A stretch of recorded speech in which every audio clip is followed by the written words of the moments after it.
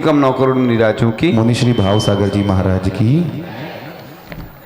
आज का यह पावन प्रसंग जो इंदौर के इतिहास में प्रथम बार यहाँ पर 72 समोसरण का दृश्य दिख रहा है। इतने साथ एक साथ इतने सारे भगवान और समोसरण के दर्शन करने का सौभाग्य उन भाग्यशाली व्यक्तियों को ही मिल पाता है जिनका पुण्य होता है, क्योंकि समोसरण में ऐसे ही बिरले जीव आ पाते हैं जिनका महापुण्य होता है।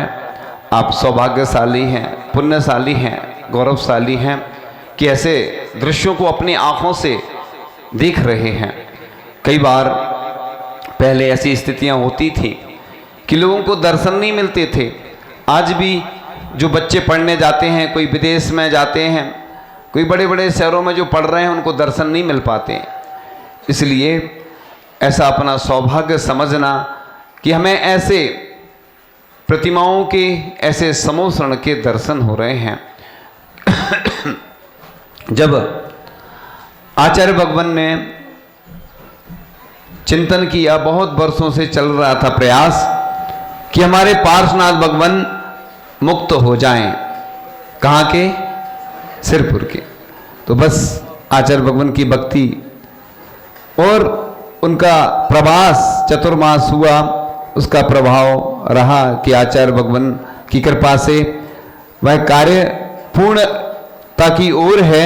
लगभग कार्य तो हो चुका है, लेकिन पक्की जब तक कोई जानकारी नहीं आती, वैसे उस जानकारी के अनुसार वह सौभाग्य जो कि आचार्य भगवान की परिकल्पना थी कि हमारे पार्श्वनाथ भगवान उन बंधनों से मुक्त हों, तो आज बहुत खुशी का दिन है। वह संदेश मिला और बहुत अच्छे से यह जो आचार्य भगवान की भावना थी और वह कार्य संपन्न हुआ। जो थोड़ी बहुत कमियां रह गई हैं, आप लोग जब तक यह पूर्णता से कार्य नहीं होता है, आप लोग जाप जरूर करें कि पार्श्वनाथ भगवान के दर्शन सबको होते रहें और उनका अभिषेक आदि सबको मिलता रहे। उसके साथ साथ आचार्य श्री स्वस्थ रहें। तो फिर एक बार की बात थी, एक व्रती था, प्रतिमाधारी था और वह युद्ध लड़ रहा था। ये लोगों की गलत धारणा है कि युद्ध नहीं लड़ सकते हैं। अगर इस देश और समाज के ऊपर कोई आपत्ति आती है तो प्रतिमाधारी भी युद्ध लड़ सकता है। तो एक बार किसी ने आक्रमण कर दिया गुजरात पर, और वहाँ एक सेनापति था जिसका नाम आबू था, वह श्रावक था। और वह जैसे ही युद्ध खत्म हुआ, शाम का समय हुआ, उसने प्रतिक्रमण मैदान में, युद्ध के मैदान में प्रतिक्रमण प्रारंभ कर दिया। और एन दियावा वेन दियावा आदि उसने जब एक इंद्री से लेके पंच इंद्री की जीवों से क्षमा मांगी, उधर के लोग सोचने लगे कि अरे ये तो बहुत कमजोर आदमी है, देखो ये क्षमा मांग रहा है एक इंद्री से, पंच इंद्री से, मतलब कमजोर है। वो लोग अपने आप में बहुत अपने आप को ऊर्जावान मानने लगे और सोचने लगे ये तो कमजोर व्यक्ति है, ये तो अभी हार ही जाएगा युद्ध। और वो लोग थोड़े से ढीले पड़ गए, और ढीले पड़े तो बाद में उसने जैसे ही प्रतिक्रमण किया और फिर से युद्ध मैदान में उसने, उसके अंदर और जोश आ गया और वह युद्ध जीत गया। तो एक प्रतिमाधारी भी देखो युद्ध के मैदान में प्रतिक्रमण कर रहा है। कई लोग सोचते हैं कि अरे युद्ध के मैदान में और प्रतिक्रमण, जहां युद्ध हो रहा हो और प्रतिक्रमण, तो ऐसे हमारे व्रती श्रावक कई हुए हैं जिन्होंने हम इस जैन धर्म को बहुत आगे बढ़ाया है। ऐसा ही एक और प्रसंग आता है कि एक व्यक्ति को फांसी दी जानी थी और फांसी देने का समय हुआ, उससे अंतिम इच्छा पूछी गई कि आपकी अंतिम इच्छा क्या है। इसलिए पूछी जाती है कि इसको फांसी तो देना ही है, मरण तो होना ही है, कम से कम अंतिम इच्छा इसकी पूछ लो। तो उससे कहा गया आपकी अंतिम इच्छा क्या है? उसने कहा कि मुझे बस मरण से पहले हमें भगवान के दर्शन करना है। और भगवान की प्रतिमा वहां पर लाई गई और उसने दर्शन किए, उसके बाद वह फांसी उसको दी गई। ऐसे जैन श्रावक कई होते हैं कि अगर मजबूरी बस उनको जेल में भी रहना पड़ता है तो उधर भी वह छान कर जल उपयोग करते हैं। और ऐसे कई उदाहरण आए हैं कि जिन्होंने मरण तो किया, सूली पर चढ़ गए, लेकिन इस जैन धर्म के लिए वह सर्वस्व निछावर रहे। तो किसी अपन लोग कमजोर होते हैं, जब भी कोई प्रसंग आता है तो सोचते हमें क्या करना, हमें क्या मतलब। ये उदाहरण मैं हमेशा सुनाता हूं कि आचार्य श्री के साथ बिहार कर रहे थे छत्तीसगढ़ में, और लड़के नारे लगा रहे थे, महावीर की वाणी को घर घर में पहुंचाएंगे, आंधी हो तूफान हो यूं ही बढ़ते जाएंगे। आचार्य श्री बोलते हैं कि जब आंधी तूफान आता है सब भग जाते हैं। हमने भी देखा है कि जब साधु संतों का बिहार होता है तो यहाँ के लोग लड़के कुछ हैं जो प्रतिदिन जाते थे और कहते थे हमें तो बिहार से मतलब, हमें कोई से मतलब नहीं, कोई यहाँ का आए या नहीं आए, हमें तो बिहार करवाना है। आप देख रहे होंगे आज ऐसी ऐसी घटनाएं घट रही हैं कई साधुओं के साथ। तो आप लोग अगर बिहार में साधुओं के साथ नहीं चलेंगे, एक बात और आप ध्यान रखें, हमेशा जब भी चलें अपन व्यवस्थित चलें। हमने देखा है जब भी कोई शोभा यात्रा निकलती है, साधु संतों के साथ लोग चलते हैं, पूरे रोड पे कब्जा जैसा कर लेते जैसे उन्हीं के पिताजी का हो। अरे सरकार ने आपको व्यवस्था दी है, व्यवस्थित चलें। ये घटनाएं जो घट रही हैं या आप लोगों की लापरवाही से ही घटती हैं, और उनके निमित्त से साधु संतों को भी उसको सहन करना पड़ता है, वो आपको सब मालूम है। इसलिए आप लोग ये चीज़ें ध्यान रखते हुए पंच परमेष्ठी की भक्ति में हमेशा लीन रहें। तो जिस प्रकार से उस सेनापति ने युद्ध में जीत हासिल की प्रतिकिरण के निमित्त से, और उसी क्रम में अपन आगे बढ़ते हैं कि लोगों की पहले से ही भावना है। और आप तो बड़े सौभाग्यशाली हैं, आचार्य भगवान के लिए राजस्थान वाले, नारेली वाले कितने बार 1008 बार से ज़्यादा जा चुके होंगे निवेदन करने के लिए कि हमें पंचकलना करवाना है, लेकिन आचार्य भगवान का अभी तक उनको सानिध्य प्राप्त नहीं हुआ। और आप तो महाभाग्यशाली हैं कि आपने ऐसी योजना बनाई कि आचार्य श्री के सानिध्य में मंदिर बनाना है, और आचार्य श्री के सानिध्य में शिलान्यास या जो भी भूमिका बनी थी, और फिर किन्हीं कारणों से बीच में काम रुक गया। श्रेयांसी बहु विघ्नानि, अच्छे कार्य में हमेशा विघ्न आते, इसलिए डरना नहीं, क्योंकि लोग घबरा जाते हैं। ऐसा लिखा है नीति वाक्य में कि सर्वश्रेष्ठ व्यक्ति वही होता है जो सोच लेता है, जो कर लेता है, सोच लेता है कि हमें ये काम करना है और मंजिल पर ही रुकना, हमको हो कितनी भी दूर, लंबी राह नहीं कर सकती हमें कभी मजबूर।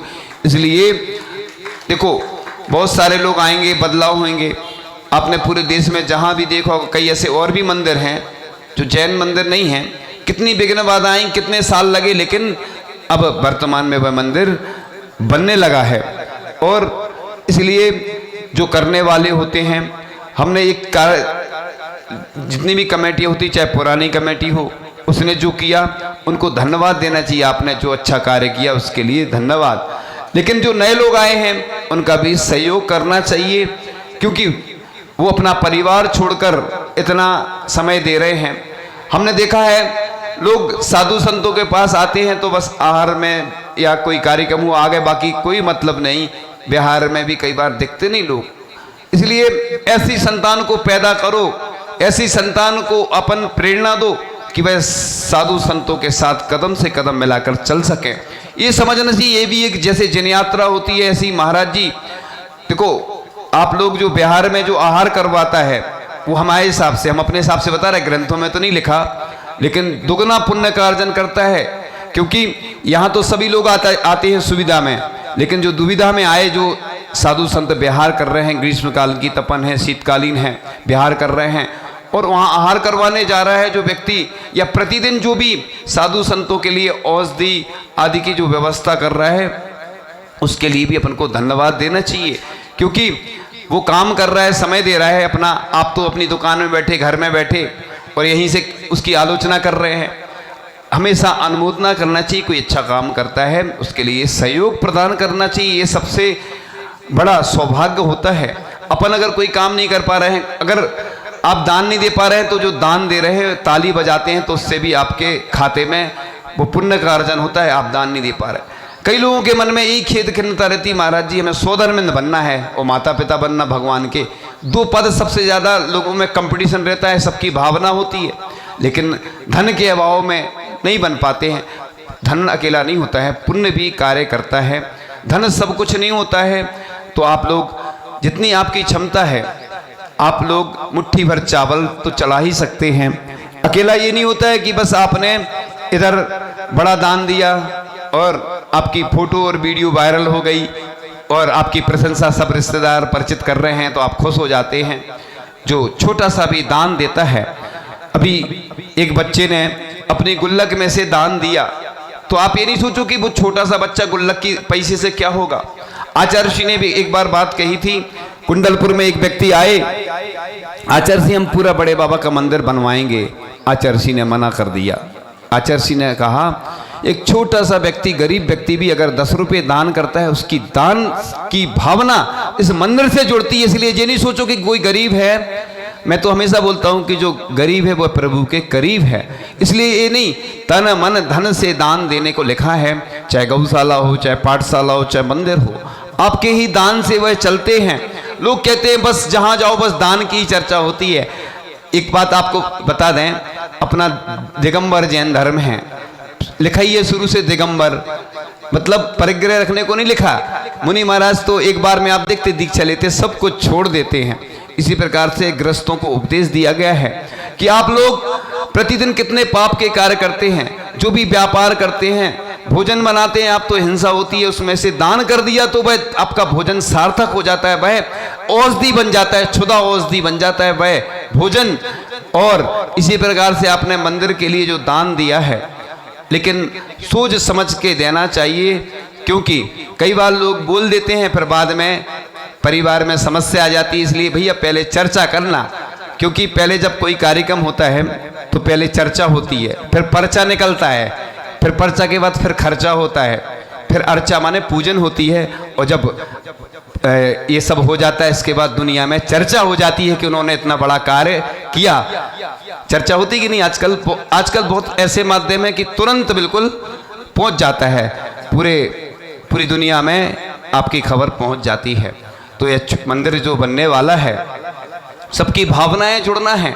इसलिए अगर अपन सहयोग नहीं कर पा रहे, दान नहीं देना है, तो बिल्कुल अड़ंगा नहीं डालना, क्योंकि अगर आपने अड़ंगा डाला तो आपको बहुत सारी परेशानी आएंगी। क्योंकि ऐसा लिखा है ग्रंथों में, निर्माल्य का दोष लगता है जो अच्छे कार्यों में विघ्न डालता है, अंतराय कर्म का बंध होगा। और आप जो भी काम करेंगे, आप बीमारी परेशानी आपको आएंगी। आप जो भी व्यापार करेंगे, जो भी सर्विस करेंगे, जहाँ जाएंगे परेशानी ही परेशानी आएंगी। इसलिए सच्चे देवसास गुरु और यहाँ के पार्श्वनाथ भगवान तो विघ्नहर्ता हैं ही आप लोगों के। विघ्नहर पहले से ही आपने लिख दिया, और भगवान की भक्ति करने से पुण्य का अर्जन होता है, ऐसा ग्रंथों में लिखा है। तो जो भक्ति होती है वह मुक्ति का कारण है, और मोक्ष महल की जो ताला लगा हुआ है उसकी चाबी है, तो वो भक्ति है। आप लोग इस समूह शरण विधान के माध्यम से प्रभु भक्ति में लीन हैं। आप ये नहीं सोचना कि वो लोग नहीं बैठे, जो नहीं बैठे उनका भाग्य नहीं था, क्योंकि अच्छे कार्य करने के लिए भी पुण्य की आवश्यकता होती है। सब अनुकूलताएं तभी बन पाती हैं जब हम भावना बनाते हैं और उसमें तन मन धन से जुड़ते हैं। इसलिए ऐसा नहीं सोचना कि हम बड़ा ही दान दें, छोटा दान भी महान बनाता है, भगवान बनाता है। तीर्थंकर प्रकृति के बंध में निमित्त बनता है। इसलिए एक व्यक्ति था, उसने सोचा कि मुझे मंदिर बनवाना है। उसने एक भूमि खरीद ली, और भूमि खरीदने के बाद उस भूमि की राशि बढ़ती गई और उसका रेट बढ़ता चला गया। बाद में उसने उस भूमि की जो राशि थी उसी को दान किया। कितना? 30 CR कोडवर्ड में बोलते हैं, क्योंकि कई बार लोगों को विकल्प होता है, इसलिए इतनी बड़ी राशि उसने दान की। एक व्यक्ति और था, उसकी आर्थिक स्थिति ठीक नहीं थी, उसने मंदिर के लिए अपना मकान दे दिया। और मकान देने के बाद उसका पुण्य इतना बढ़ता चला गया, इतना बढ़ता चला गया कि कभी उसने इतना दान नहीं दिया था, उसने दान दिया। ऐसे बहुत सारे उदाहरण हैं हमारे पास कि लोग कैसे ऊंचाइयों पर पहुंचे। एक प्रसिद्ध व्यक्ति है जिनका नाम सबकी जुबां पर रहता है, सभी लोग जानते हैं, जो राजस्थान के हैं, चर्चित हैं। और उन्होंने सुनाया था कि आचार्य ज्ञान सागर जी महाराज की समाधि स्थल में हमने छोटी सी राशि, कितनी, 2000 रुपये, कितने साल हो गए होंगे, बहुत साल पहले दिया था। और धीरे धीरे उनका पुण्य इतना बड़ा कि आज पूरी दुनिया में उनका नाम चलने लगा। वो भामा साहेब बन गए और दान देते ही रहते हैं। कई लोगों ने बताया कि महाराज जी जब हमने कलश लिया, हमारे पास राशि नहीं थी, हमने सोचा था कि कलश तो लेना है, कलश लिया और कलश का प्रभाव ऐसा पड़ा, चतुर्मास का लिया तो बस एक भूमि बेचने का सोचा था, मकान बेचने का सोचा था। बाद में ये स्थिति हुई कि मकान और दुकान वो बेचना नहीं पड़ा, एक मकान और खरीद लिया और वो राशि भी चुक गई। जब भी प्रतिमा विराजमान करते हैं, वेदी शिखर, जीवन का तो कोई भरोसा नहीं रहता है। देखो एक जो पंक्तियां हैं, बहुत अच्छी पंक्तियां, पहले से सुनी है आप लोगों ने, जो बहुत अच्छा आध्यात्मिक भजन है ये। आगे आगे अपनी अर्थी के मैं गाता चलूं, सिद्ध नाम सत्य है, अरिहंत नाम सत्य है। पीछे पीछे दूर तक दिख रही जो भीड़ है, पंछी साक से उड़ा खाली पड़ा नीर है। सृष्टि सारी देख ले पर आई ही अनित्य है, सिद्ध नाम सत्य है, अरिहंत नाम सत्य है। जिनको मेरे सुख दुखों से कुछ नहीं था वास्ता, उनके ही कांधों पे मेरा कट रहा है रास्ता। आंख जब मुंदी तो कोई शत्रु है ना मित्र है, सिद्ध नाम सत्य है, अरिहंत नाम सत्य है। डोरियों से मैं बंधा नहीं मेरा संस्कार था, एक कफन पर बस मेरा रह गया अधिकार था। तुम उसे उतारने जा रहे सत्य है, सिद्ध नाम सत्य है, अरिहंत नाम सत्य है। आपके अनुराग को आज यह क्या हो गया, मैं चिता पर चढ़ा महान कैसे हो गया। सत्य देख हंस रहा कि जल रहा सत्य है, सिद्ध नाम सत्य है, अरिहंत नाम सत्य है। आपके ही वंश से भटका हुआ हूँ देवता, आत्म तत्व छोड़कर मैं जगत को देखता। यह अनादिकाल की भूल का ही कृत्य है, सिद्ध नाम सत्य है, अरिहंत नाम सत्य है। आगे आगे अपनी अर्थ के मैं गाता चलूं, सिद्ध नाम सत्य है, अरिहंत नाम सत्य है। सिद्ध नाम सत्य है, अरिहंत नाम सत्य है। तो इस प्रकार से जीवन का कोई भरोसा नहीं। कई लोग आते हैं और कब कौन सी बीमारी किसको हो जाए, कब कौन ऊपर चला जाए, इसलिए कर लो सो काम, भज लो सो राम, जो काम कर लो। कई लोगों के पास इतनी राशि रहती है, अपार पाप के कार्यों में लगाते रहते हैं, अच्छी कार खरीदने में, मकान दुकान, ये तो आपको खरीदना है, मना नहीं है, लेकिन जितना परिग्रह कम करोगे उतना पुण्य का अर्जन होगा। जिसके जितने ज़्यादा मकान होंगे उसको दोष भी लगता है, जितनी कार होंगी उससे हिंसा होती है, सब दोष लगते। और उसको अगर चेंज करना है तो वह दान ही है जो महान बनाता है, यानी एक्सचेंज ऑफर है।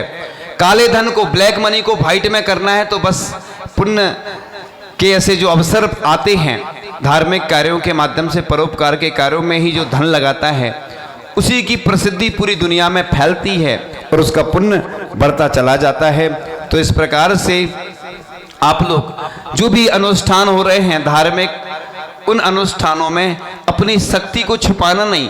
जम सकई तम कीरी, जितनी शक्ति है वो दान करें, वो दान नहीं कर पाते तो उसकी भावना करें।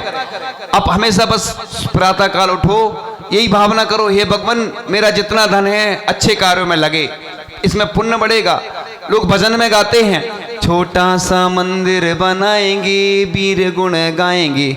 हमने इसको सुधार कर दिया, सुंदर सा मंदिर बनाएंगे, प्रभु गुण गाएंगे। हमेशा यही भावना भाव प्रातःकाल की बेला में उठो, हे भगवान मेरा जितना धन है आपके चरणों में अर्पित है, मेरा कुछ नहीं है, जो कुछ दिया आपने दिया है भगवान, आपकी कृपा से, आपके आशीर्वाद से मिला है। हे भगवान मेरा यह धन अच्छे कार्यों में लगे, मैं पाप कार्यों से बचूं। प्रतिदिन बड़ा प्रतिकरण नहीं कर पाते तो छोटा प्रतिकरण तो कर ही सकते, अपनी निंदा ग्रह आलोचना प्रभु के पास जाकर के। और ऐसी भावना करो कि हे भगवान, मुनिराजों को आहार दान का सौभाग्य प्राप्त हो। भगवान, आपका अभिषेक पूजन जाप अनुष्ठान मैं प्रतिदिन किया करूं, क्षमा सहित प्रतिदिन ऐसा प्रतिक्रमण करके आप अपने पुण्य को बढ़ाइए। मैं तो चाहता हूं कि जितने लोग हैं सब सुखी रहें, सबके कष्ट दूर हों और सबके पास इतनी धनराशि आए, इतनी क्षमता आए कि आप जो पहले कभी छोटा मोटा दान करते थे, इतना बड़ा दान करें कि पूरी दुनिया में आपकी खबर फैल जाए कि देखो ये सामान्य व्यक्ति इतना बड़ा दान कर सकता है। ऐसी आपकी चर्चा पूरी दुनिया में हो। तो भक्ति श्रद्धा की कसौटी है, पूजा भक्ति एक सरिता है और विनय भक्ति का एक श्रेष्ठ तरीका है।